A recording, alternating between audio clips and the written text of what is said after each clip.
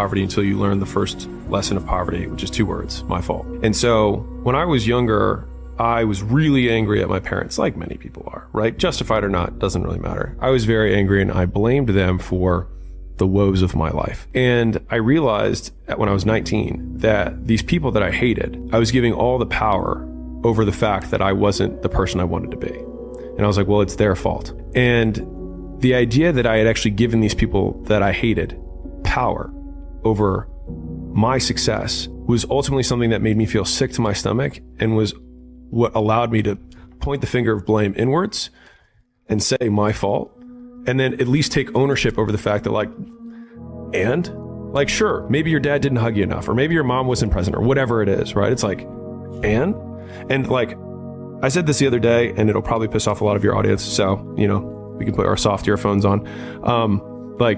If you suffered from racial inequality, if you suffered from gender inequality, if you suffered from being born in Bangladesh, if you were sexually abused your entire life, you would be completely justified in the fact that you are not achieving the things that other people who didn't have those disadvantages have achieved. And I say this as a white guy who was born in America to a doctor father. I understand that. But at the same degree, you have the opportunity that Chris nor I have, which is that you can be an inspiration to people who went through the same thing and succeeded, despite those circumstances. Because I can promise that there is somebody who has had it worse and has done it better. And I think that one single point of proof, and there's a global point of proof that you can look for sure, but you can be that very local point of proof in your community or sub-community.